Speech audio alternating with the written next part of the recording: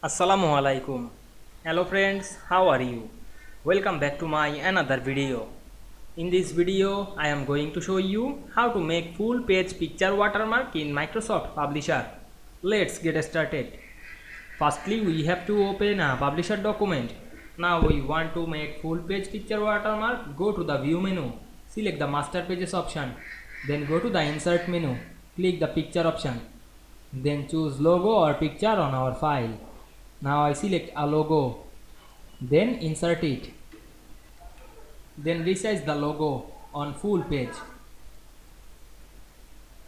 Then go back the Master Pages menu and click Close Master Page.